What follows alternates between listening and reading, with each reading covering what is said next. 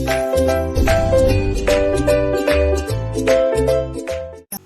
Class, आज जो हमने प्रॉब्लम उठाई हो क्लास 10th के chapter number 9 some application of trigonometry से उठाया गया है। ये काफ़ी इंपॉर्टेंट सवाल है क्योंकि देखा जाए तो एग्जाम में कई बार ये आ चुका है और ये काफ़ी घुमाने वाला भी क्वेश्चन है। तो देखिए कैसे करेंगे इसे।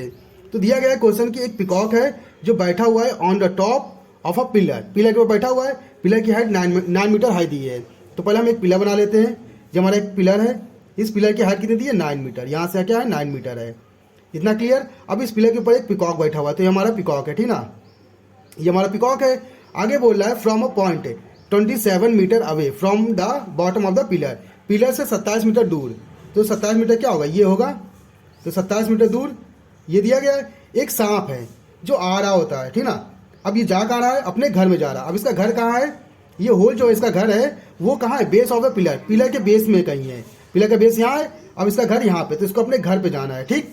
अब जैसे ये घर पे जा रहा होता है तो ऊपर से ये पिकॉक क्या कर लेता है, देख लेता है, और जैसे ही देखता है झपट्टा मारता है इसे पकड़ने के लिए। अब वही चीज पूछ रहा है कि कितना डिस्टेंस बच जाएगा अपने घर तक जाने के लिए। तो इसमें बोला गया है, देखिए, सीइंग द स्नेक, जैसे स्नेक को देखता है पिकॉक वैसे क्या करता है, पाउंस करता है, झपट्टा मारता है। If their speed are equal, अगर दोनों की स्पीड क्या हो, इक्वल, मतलब इसकी स्पीड अगर मान लो S1 है, इसकी स्पीड क्या S2, और दोनों की स्पीड क्या है अगर इक्वल है, तो इक्वल होने पर बताना है कि what distance from the hole is snake caught. Hole से कितनी दूरी पर स्नेक पकड़ा जाएगा। तो मान लीजिए स्नेक यहाँ पकड़ा जाता है, तो ये डिस्टेंस हमारी क्या होगी, x होगी, हाँ कि ना, जो पकड़ना है, जो हमको निकालना है। इतना क्लियर। अब नोटिस कीजिए पूरी डिस्टेंस यहाँ इतनी कितनी थी 27, यहाँ से यहाँ पकड़ा गया x पे, तो बची हुई डिस्टेंस कितनी होगी 27 माइनस x। इतना क्लियर। तो इसका मतलब ये जो सांप है ये यहाँ तक ट्रेवल करके आया होगा इतनी दूरी, और उतनी ही दूरी कौन ट्रेवल करेगा, ये हमारा पिकॉक भी ट्रेवल करेगा, ठीक। अच्छा, नोटिस करने वाले कि दोनों की दूरी क्या सेम होगी। तो उसके लिए आपको नोटिस करना पड़ेगा एक हिंट जिसने दिया था कि if their speed are equal, अगर दोनों की स्पीड क्या हो इक्वल, मतलब S1 इक्वल टू S2। अगर दोनों की स्पीड इक्वल है तो नोटिस करके देखिएगा, अगर दोनों की स्पीड इक्वल है तो टाइम भी क्या होगा इक्वल। अगर टाइम इक्वल है तो डिस्टेंस भी क्या होगा इक्वल, क्योंकि हमें पता है स्पीड इक्वल टू क्या होता है, डिस्टेंस अपॉन टाइम होता है। इसके लिए भी हमारा क्या आएगा d/t आएगा, और इसके लिए भी क्या आएगा हमारा d/t आएगा।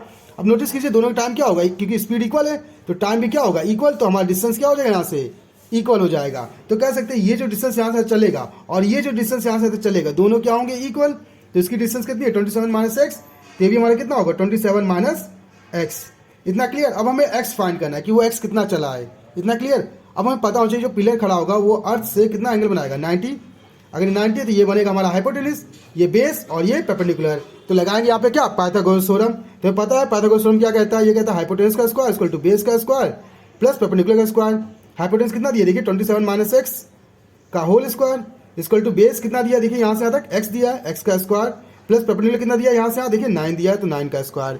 इतना क्लियर। अब देखिए यहाँ पे आपको देखने मिल रहा है a माइनस बी, तो a माइनस बी का होल स्क्वायर क्या होता है हमारा a square plus B square minus 2ab, हाँ कि ना।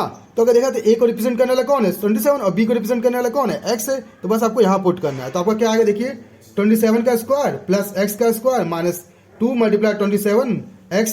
इतना clear. Equal to x square plus 9 का स्क्वायर क्या आएगा 81, ठीक। अब देखिए 27 का स्क्वायर क्या होता है 729 प्लस x स्क्वायर मास मल्टीप्लाई करेंगे कितना आएगा 54 x आएगा equal to x square plus 81। इतना क्लियर। अब x स्क्वायर से x स्क्वायर क्या होगा कैंसिल आउट। अब 81 को इधर भेजेंगे और 54 को इधर, ठीक, रीअरेंज करेंगे तो हमारा क्या आएगा देखिए 729 माइनस 81 इक्वल टू 54x, ठीक। अब देखिए इसको क्या करेंगे मास करेंगे, तो मास करने पर हमारा कितना आएगा 648 आएगा इक्वल टू 54x। इतना क्लियर। अब ये मल्टीप्लाई में हो जाएगा तो डिवाइड में, तो x की वैल्यू क्या आएगी हमारी देखिए 648 अपॉन में 54, और 54 से उड़ाएंगे तो कितना आएगा 12 आ जाएगा। तो हम कह सकते हैं कि 12 मीटर बच जाएगा उसके होल से दूरी। तो इस तरह से हमारी प्रॉब्लम सॉल्व होती है। तो ऐसे ही इंटरेस्टिंग सवालों के लिए आप हमारे चैनल पर बने रहेगा। अगर आपके पास मैथ्स से रिलेटेड कोई प्रॉब्लम है तो आप हमारे कमेंट बॉक्स में कमेंट करके हमें बता दीजिएगा, उसका सोल्यूशन हम आपको बता देंगे। तो आज की क्लास के लिए धन्यवाद।